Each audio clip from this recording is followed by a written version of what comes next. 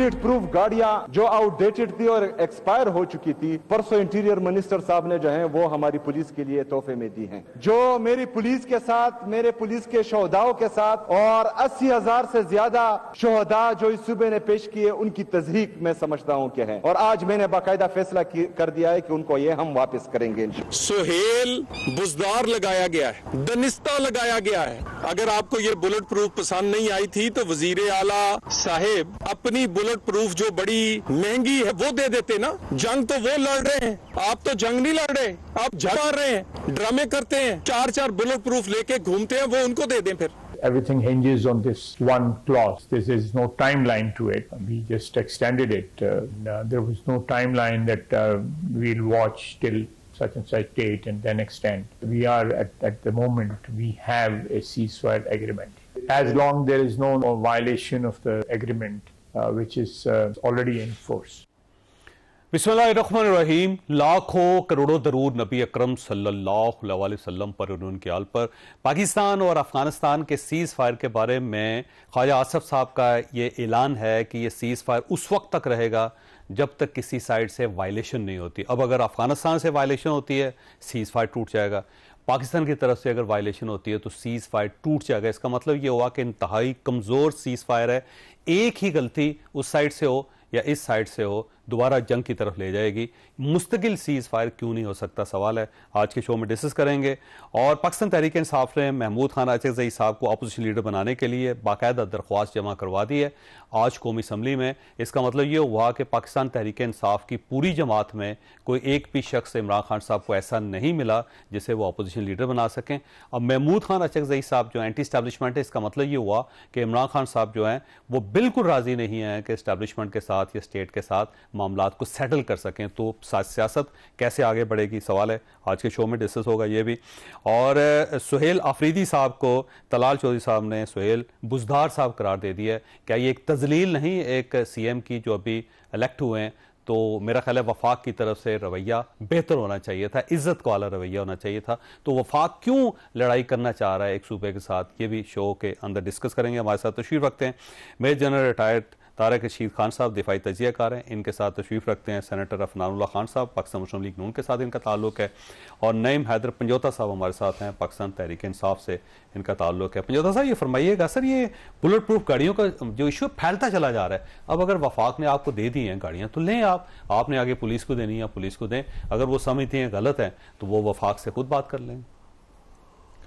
बहुत शुक्रिया जवेद साहब, आपने जो है ट्रायंगल आगे गलत कर दिया। अगर वो बेहतर समझते नहीं है तो वही चीफ मिनिस्टर जो है इंतजामी मामलात जो है सूबे के चीफ एग्जीक्यूटिव हैं वो डिसाइड करेंगे कि हमारे सूबे के अंदर इस फोर्स के पास ये असला ठीक है नहीं है ठीक, ये गाड़ी ठीक है नहीं है ठीक, ये चीज़ ठीक है नहीं है ठीक।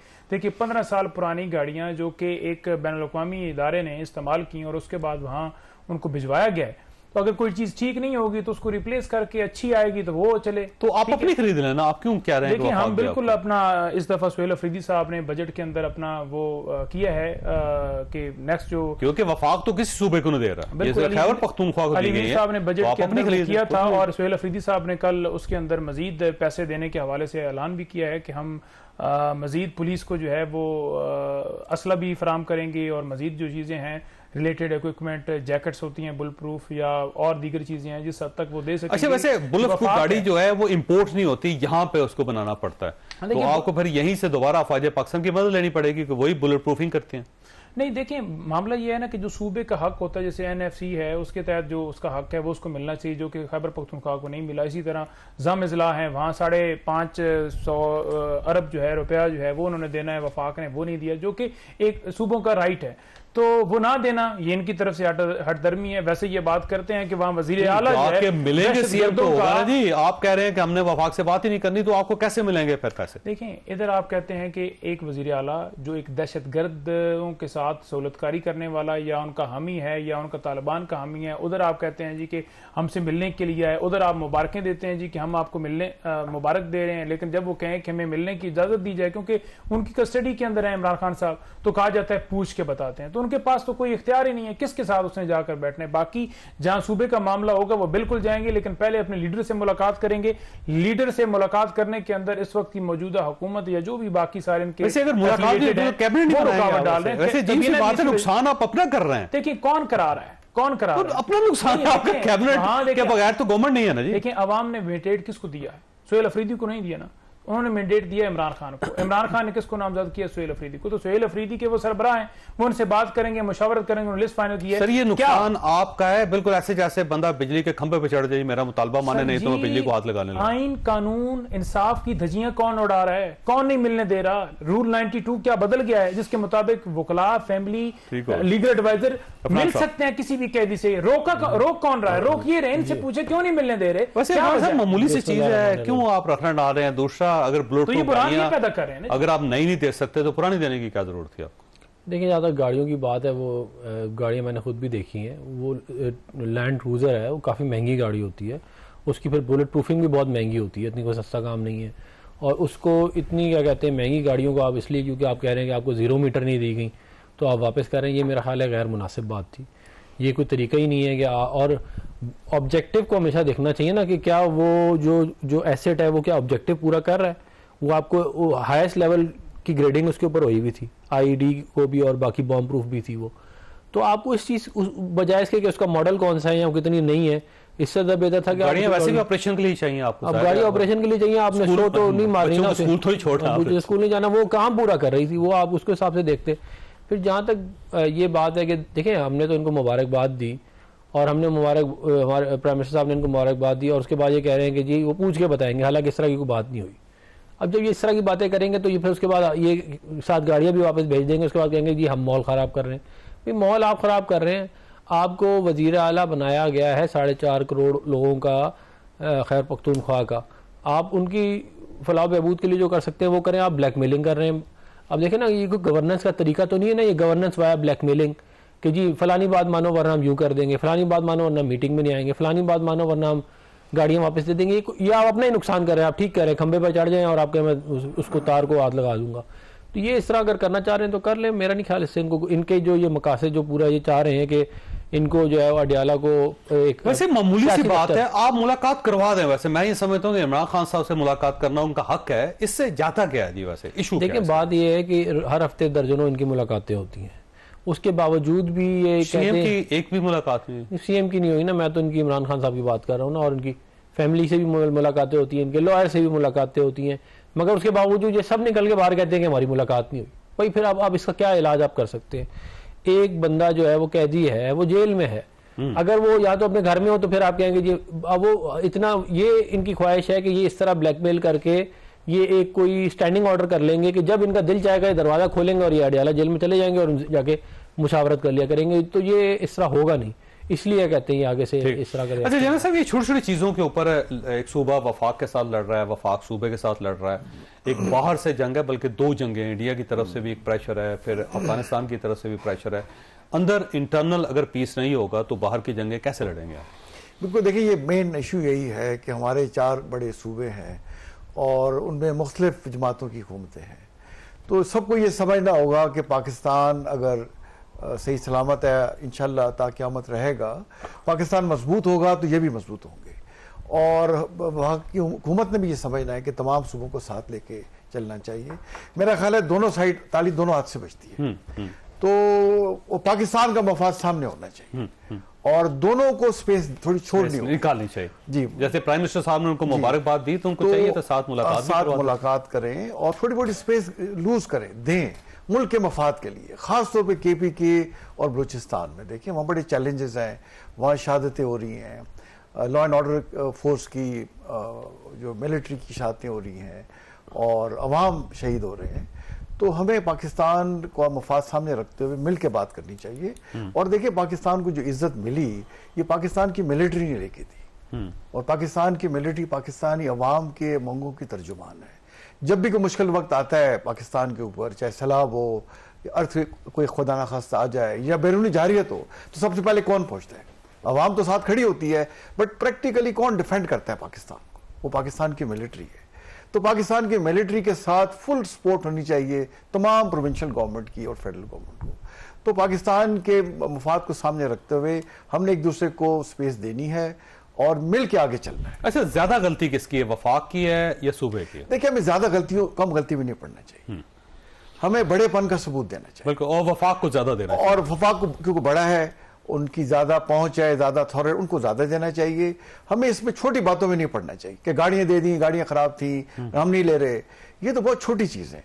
और ज्यादा मीडिया में इसको डिबेट भी नहीं करना चाहिए। मैं यहाँ देखता हूँ, मैं जैसे टीवी शोज पे आता हूँ, मुख्तलिफ पार्टीज के लोग मेरे साथ होते हैं, जब हम प्राइवेटली बैठे होते इतने प्यार मोहब्बत से भाई जैसी बातें कर रहे होते, लगता है जैसे बहुत बड़े पुराने जिगरी यार, लेकिन समाज जब हम बैठ के बातें करते हैं थोड़ी सी डिफरेंट करते हैं। तो हम सबको पाकिस्तानियत को प्रमोट करना है और पाकिस्तान का मफाद सामने रख के बातचीत करनी है और इसका अमली सबूत देना है। अब देखिए सर, डिबेट तो होगी जब एक चीफ मिनिस्टर साहब गाड़ियां वापस करेंगे, फिर उसका जवाब फेडरल इंटीरियर मिनिस्टर देगा, तो फिर ज़ाहिर है वो इशू बन जाएगा और सिर्फ इशू पाकिस्तान नहीं रहेगा, ग्लोबल इशू बनेगा फिर। हाँ, मेरा ख्याल है ये बयान देने से पहले एक फोन उठा के बात कर लें कि भाई क्या इशू है, क्या अगर वो बात उनकी वाकई लॉजिकल है उसको एक्सेप्ट करें, बजाय बयानबाजी पे आने के फोन उठाए बात करें एक दूसरे से और चले जाए ऑफिस चले जाए, बात कर लें बैठ के उसको, तो बातचीत से रास्ते निकल आते हैं। तो जैसे मैंने पहले कहा, पाकिस्तान का मफाद रख के सब पार्टियों को आगे चलना चाहिए। पार्टी पॉलिटिक्स ठीक है, लेकिन जहां पाकिस्तान आए थोड़ा उसको रेलीगेट करे और पाकिस्तान का मफाद रख के आगे चले, उसमें उनका भी क्रेडिबिलिटी बढ़ती है और अवाम बड़ी समझदार है, वो बातें सब समझती है। ठीक है, एक सवाल है आपके पास नईम हैदर पंजोता साहब के, क्या कभी सुहेल आफरीदी साहब जो हैं वो वज़ीर-ए-आज़म साहब से नहीं मुलाकात करेंगे, और अगर वो यहाँ इस्लामाबाद नहीं आते, वफाक के साथ नहीं बैठते, तो सूबे के मसले कैसे हल होंगे? छोटी सी ब्रेक को ब्रेक के दोबारा जरूरत।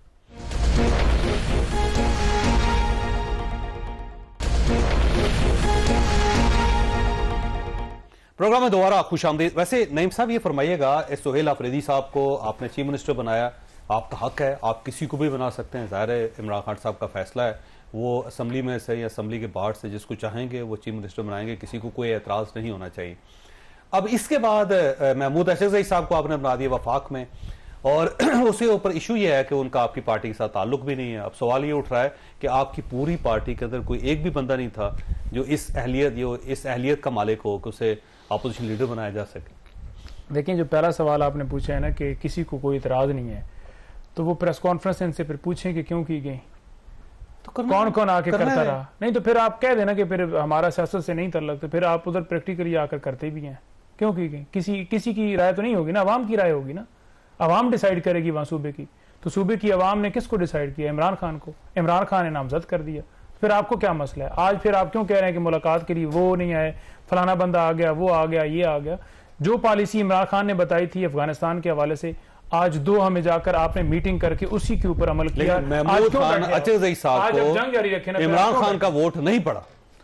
महमूद खान अचकज़ई, इसी तरह सुहेल अफरीदी या मैं, वोट दिया है इमरान खान को, लोगों ने हमें नहीं दिया। अचकज़ई साहब का वोट अचकज़ई साहब को नामजद किया है इमरान खान ने।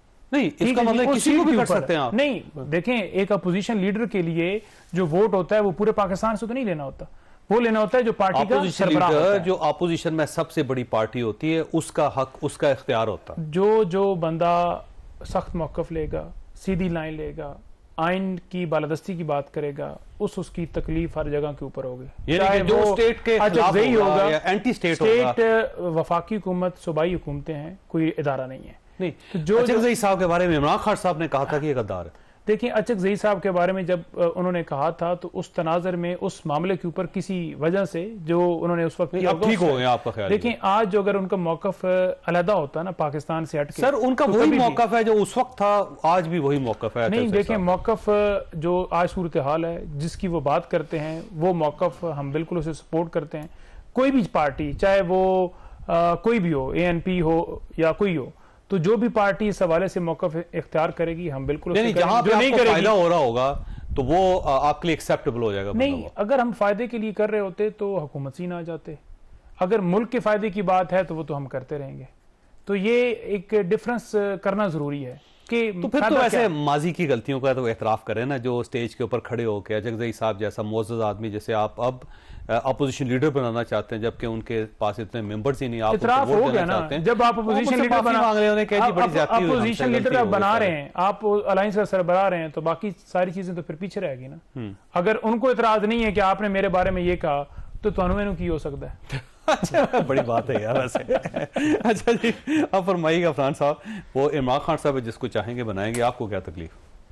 तो ठीक है, बना लें, हमें कोई मसला नहीं है, बनाते रहें। बुनियादी तौर पे बात यह है कि जो इनके वोटर हैं वो डिसएनफ्रेंचाइज हो रहे हैं जब इनका जो है वो लीडर ऑफ द अपोजिशन नहीं आ रहा। लेकिन अगर ये इनकी ख्वाहिश है कि उन्हीं को ही बनाना है तो ठीक है, बना लें, हमें कोई एतराज़ नहीं है। हम अगर ये समझते हैं कि वो बेहतर अपोजिशन लीडरशिप चला सकते हैं तो ठीक है, बना लें उनको। वो अगर अजगज़ई साहब अगर सेटलमेंट कर लेते हैं, क्योंकि वो तो पॉलिटिकल सेटलमेंट के कायल है हमेशा, वो ये कहते हैं कि एस्टैब्लिशमेंट के साथ कोई सेटलमेंट नहीं होगी। इमरान खान साहब कहते हैं सिर्फ एस्टैब्लिशमेंट से बात होगी, तो यहाँ पे तो पढ़ना पड़ने वाला है। अब ये भी बात आपने बड़ी अच्छी की है कि अब ये जो है इधर अब किसकी बात चलेगी, मैं नहीं समझता वो ज्यादा लंबे अरसे चल पाएंगे। अगर महमूद खान अजगज़ई साहब ने जब मियां नवाज शरीफ साहब लंदन में थे तो इमरान खान साहब के साथ बात करवाने की कोशिश की थी, मियां साहब नहीं माने थे उस वक्त। अच्छा, अजगज़ई साहब मैसेज लेके गए थे इमरान खान साहब, पूछ लीजिएगा उनसे, वैसे मैं पूछ लूंगा। हाँ, पूछे ना जरा। असल में वो मामला उस वक्त तक बहुत ज्यादा खराब हो चुके होंगे शायद, इसलिए फिर जब वो इतनी ज्यादा तलखियां आ जाए तो फिर हालात इतनी जल्दी ठीक नहीं होते। अजगज़ई साहब तो सियासतदानों के साथ बैठेंगे, हमेशा बैठते हैं वो। नहीं, वो अगर सियासतदानों के साथ बैठेंगे तो ये अकलबंदी करेंगे, ये बेवकूफ़ी तो नहीं है। साहब तो एक्सेप्ट नहीं करेंगे। नहीं, वो ना करें, वो फिर अपना नुकसान करेंगे। अभी तक भी उन्होंने अपना ही नुकसान किया। हम तो पहले भी उनको समझाया है कि सियासतदानों के साथ मिलकर बैठेंगे तो सियासी मसाइल हल होंगे। अगर सियासतदानों के साथ नहीं मिलकर बैठेंगे तो आपके मसाइल हल नहीं होंगे, वहीं के वहीं रहेंगे। अच्छा जनरल साहब, ये वैसे पॉलिटिकल जो स्टेजेस है ना, उसके ऊपर बड़ी दिलचस्प किस्म की सूरत हाल हो रही है कि हर वो बंदा जो स्टेट को कबूल नहीं है या जिसका स्टेट के साथ फटा है, इमरान खान साहब उन्हें बैटिंग में लेके आ रहे हैं। देखिए, मैं ये समझता हूँ कि सारे सियासतदान मुझे वतन है और एस्टैब्लिशमेंट भी पाकिस्तान की है, पाकिस्तान की पॉलिटिकल पार्टीज भी पाकिस्तान की हैं और अवाम भी देखें पाकिस्तानी है। मैं नाम नहीं लेना चाहता, महमूद अजगज़ई साहब शामिल ना, ये सब एस्टैब्लिशमेंट में बातचीत करते रहते हैं मुख्तलिफ मौक़ों पे, और फिर हालात को समझना बड़ा ज़रूरी होता है। जैसे हम कहते हैं ना, पाकिस्तान की इन्वायरमेंट क्या है और एक्सटर्नल इन्वायरमेंट क्या है, इंटरनल इन्वायरमेंट क्या है, उससे फिर आपने ना सबक सीखना या कंक्लूजन ड्रॉ करने होते हैं और उसके मुताबिक पॉलिसी बनती है। तो ये बड़ा ज़रूरी है PTI के लिए कि वो समझे पाकिस्तान की इन्वायरमेंट क्या है। पाकिस्तान के एनवायरनमेंट में एस्टैब्लिशमेंट का रोल जो है वो बड़ा कलीदी है और उसको रोल उन्होंने अपने खून से हासिल किया है। उसके खून की यारी की उन्होंने, सरहदों की हिफाजत करके, पाकिस्तान की अवाम की हिफाजत करके। और आज भी अगर किसी पाकिस्तानी अवाम को कोई दुख तकलीफ या उस पर कोई बुरा वक्त आता है तो साथ कौन खड़ा है? फौज खड़ी होती है उसकी।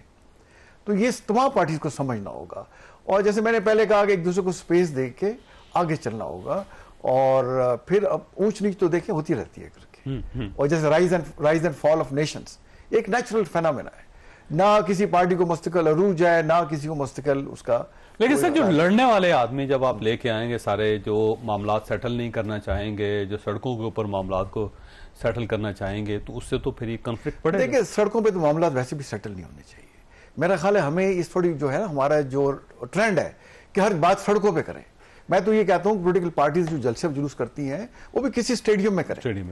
अगर यह मजहबी जुलूस निकालते हैं ईद मिलाद नबी का या मुहर्रम का, तो मैं उस पर कहना चाहूंगा कि जरूर करें, सड़कों पे नहीं, सड़कों पे मत आए। अब सड़कों पे आगे पार्टियां रोक लेती हैं, पब्लिक डिस्टर्ब हो रही होती है, चाहे रिलीजियस पार्टीज हैं चाहे पॉलिटिकल पार्टी। जो भी शो ऑफ करना है किसी स्टेडियम में कर लें, किसी कवर्ड जगह कर लें। अवाम को क्यों अंडरमाइन करते हैं बैठ के? तो हमें सीख के आगे चलना चाहिए और माजी की गलतियों से, और पॉइंट स्कोरिंग नहीं करनी चाहिए। पाकिस्तान का मफाद रख के आगे चले और अच्छे बुरे वक्त आते रहते हैं। जाहिर है। जैन साहब, आपके पास सवाल छोड़ के जा रहा हूं कि जो सीज फायर हुआ है पाक अफगानिस्तान का, और उसके अंदर ख्वाजा आसिफ साहब का ये क्लेम है कि सीज फायर दायमी नहीं है, बस अगर कोई गलती होगी तो बस ये ख़त्म हो जाएगा। अब गलती से मतलब क्या है? इसका मतलब ये हुआ कि जंग के लिए तो मसलसल पे तैयार रहना पड़ेगा, उस साइड पे भी इस साइड पे। छोटी सी ब्रेक को ब्रेक दोबारा जरूर।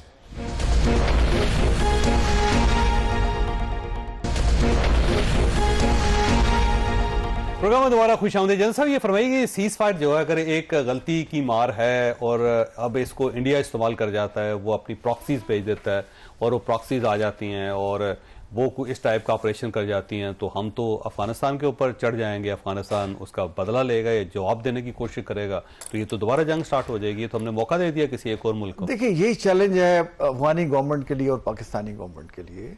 बट पाकिस्तान ने बड़ा क्लियरली उसको कहा है कि नो, जो है onus of responsibility lies on you. As long as Pakistan पे हमला नहीं होता क्रॉस बॉर्डर टेररिज्म नहीं होती तो ये सीज फायर रहेगा।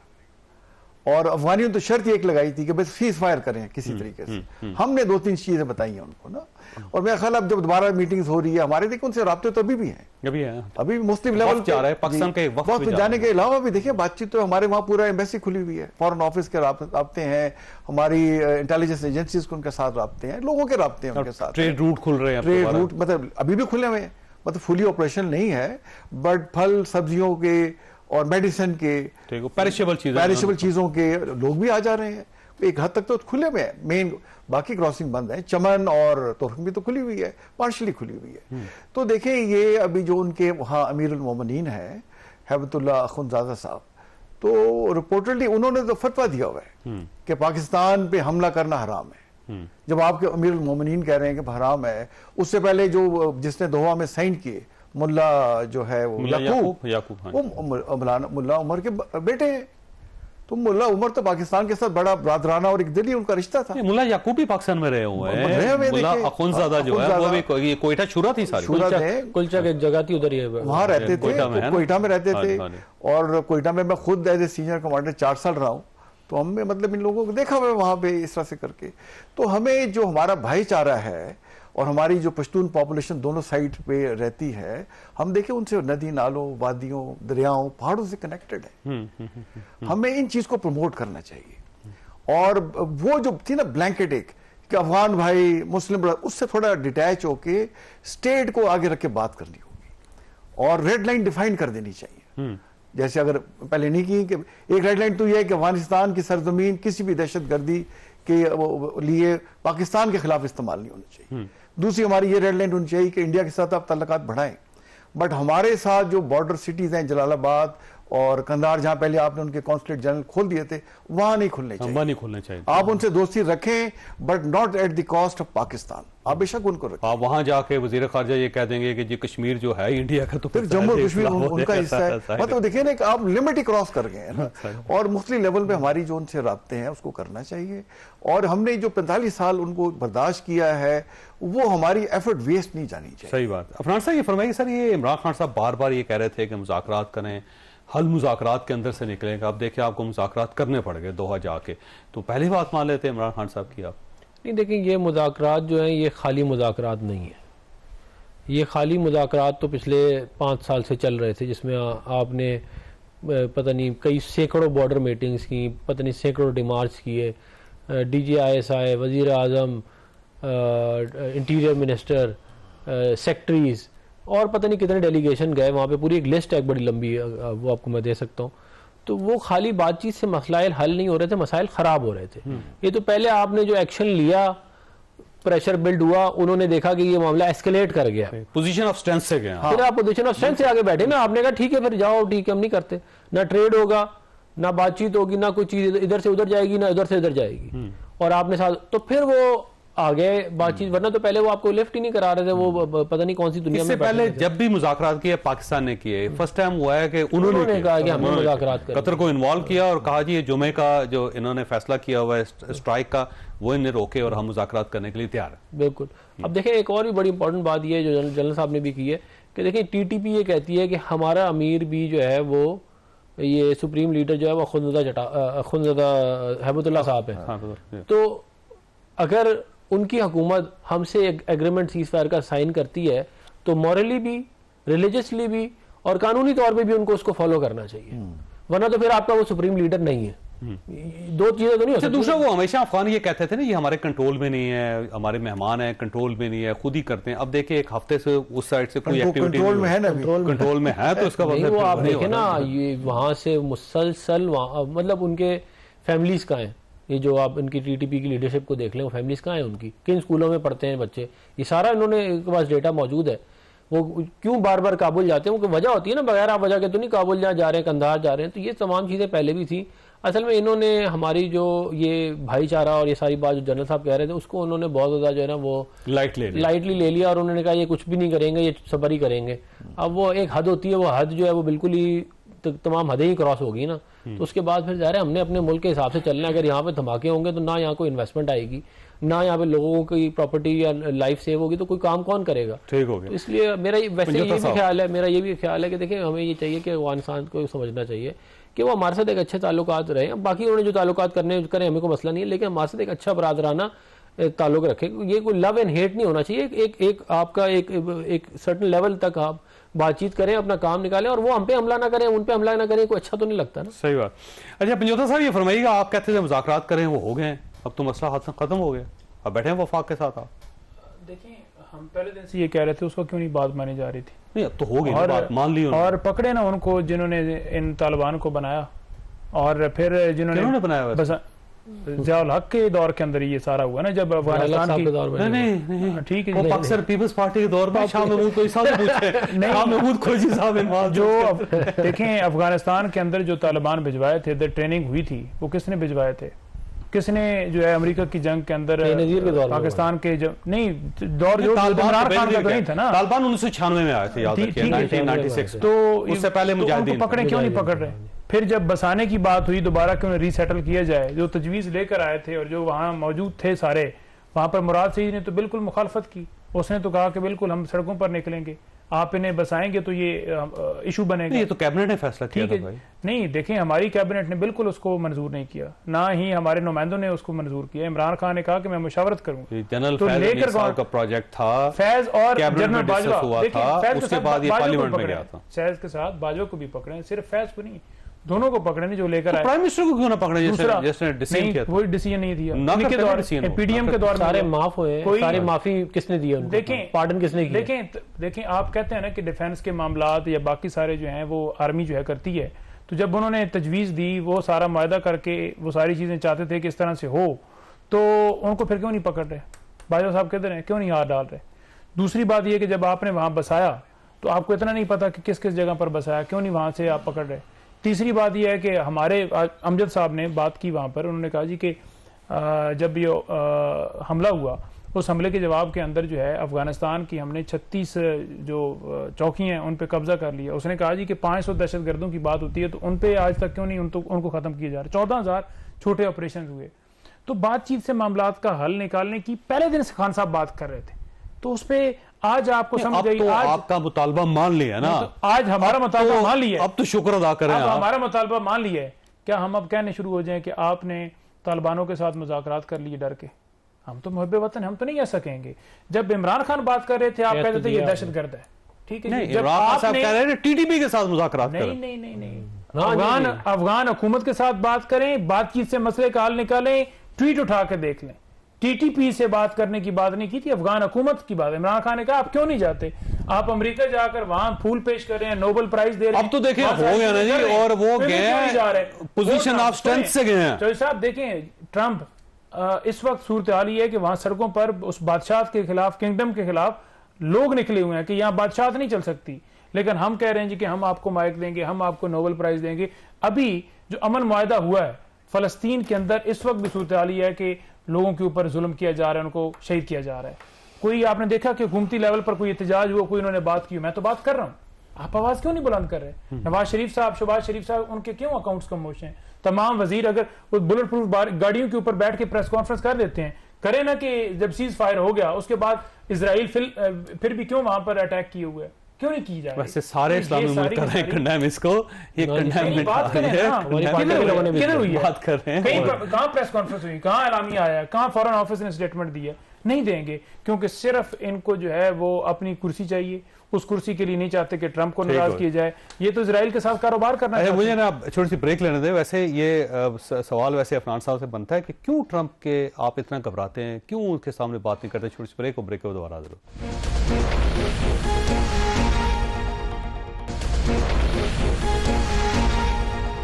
प्रोग्राम में दोबारा खुश आमदीद। अफनान साहब, ये इतना ज़्यादा खाइफ क्यों है आप ट्रंप से? और आप बात करें खुल के, जैसे इमरान खान साहब करते हैं, जैसे पंजोता साहब करते हैं। देखिए, हमने खुल के ही बात की थी, तो उसके अंदर हमारा ये जो सीज फायर हुआ उसके अंदर हमारा रोल है, और उसकी वजह से वहाँ पे ज़रूर एक वायलेशन हुई है, कल हुई है, बहुत बड़ी वायलेशन हुई है। उसके बाद दोबारा से उसको रेज़ किया गया है, और वहाँ से वाइस प्रेसिडेंट साहब और 2-3 लोग गए हैं दोबारा से उनसे मिलने के लिए।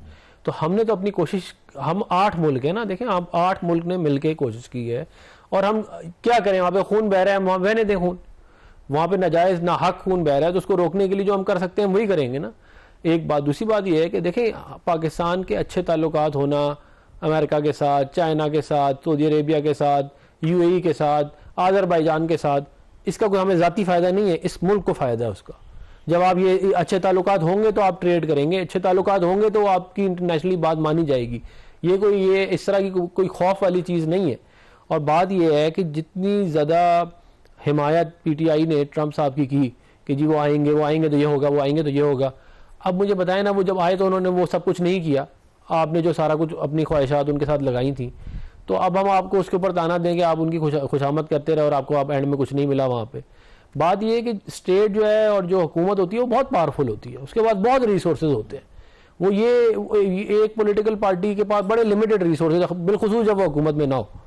तो हमने अच्छी तरीके से अपना इसहाक डार साहब, डिप्टी प्राइम मिनिस्टर साहब ने बड़ी दिन रात मेहनत की है, पूरी टीम थी उनकी, सब ने मिल के मेहनत की है, इसमें बाकी लोगों का भी पूरा कंट्रीब्यूशन है। और सबसे ज़्यादा बड़ी बात यह है कि जब आप अपना लोहा मनवा लेते हैं ना, जब आप जंग जीत जाते हैं तो बस वैसे ही सारे आपके साथ हो जाते हैं। हारे हुए होते हैं ना अभी, तो फिर आप देखते हैं आपके साथ अभी क्या हो रहा होता। तो अल्लाह ताला ने इज्जत आपको दी है, असबाब पैदा करती है, ये है मामला। अच्छा जनरल साहब, ये फरमाइएगा, ये तालिबान वाकई समझदार हो गए हैं और अब वो पाकिस्तान के साथ छेड़छाड़ नहीं करेंगे, या फिर ये जो अमन है ये वक्ती? आई थिंक तालिबान से ज़्यादा हम समझदार हो गए हैं। हमने सबक सीख लिया है कि ये हुकूमत है या तालिबान रजीम, ये इसको 2 चीज़ों से ये चलते हैं, एक पैसे से या ताकत से। तो पैसा हमारे पास है नहीं, तो पैसा बस इतना ट्रेड है ना।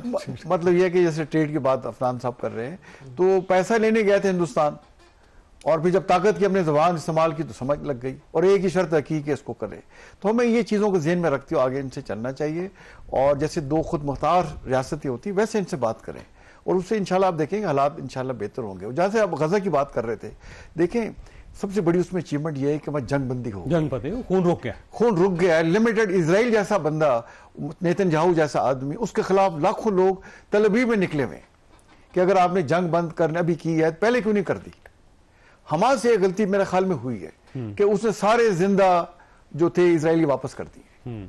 अब से वो 18 उसके पास डेड बॉडीज है, वो भी ढूंढ के कर रहे हैं उसको ना, तो लिवरेज कम हो गई है। बट इसमें देखिए गारंटी है, लेकिन वो तो सारे गारंटी है, एग्रीमेंट है, इजिप्ट की है, कतर की है, और तुर्किया की है, और अमेरिका की है, और यूनाइटेड नेशन की भी है कि हम इसको देखेंगे। एक प्रेशर बड़ा उस पर पड़ा हुआ है इसराइल के ऊपर, बट सिल्वर लाइनिंग यह है कि जंगबंदी वहां हो चुकी है, और ग्रेजुअली हमने जो उसमें फेजेस हैं उसकी तरफ बढ़ना है, और इंशाल्लाह अल्टीमेटली आप देखेंगे 2 स्टेट सोल्यूशन की तरफ इसराइल को जाना होगा। उसके अलावा उसका पास कोई हल नहीं है, ठीक है। उसका एग्जिस्टेंस। वैसे ये पिंजोता साहब, अचीवमेंट्स बहुत हैं वैसे गवर्नमेंट की, इसमें कोई शक नहीं। अगर आप देख लें पिछले 6 महीनों के जो अंदर जो उनकी अचीवमेंट्स हैं, अफगानिस्तान के अंदर कामयाबी हुई, इंडिया के खिलाफ कामयाबी हुई, ट्रंप को राजी कर लिया उन्होंने, जो नियर टू इम्पॉसिबल। बल्कि बाहर के अखबार लिख रहे हैं कि आपने अगर डिप्लोमेसी सीखनी तो पाकिस्तान से सीखें। आप नहीं, देखिए आप लेट जाएं तो फिर राजी आप कहें भी आपके, पेट्रोल भी आपका, जो आप जैसे आप कहेंगे जिस तरह पेट्रोल हमारे पास कहां से, हमने कहां से देना पेट्रोल है ना जी, आपको पता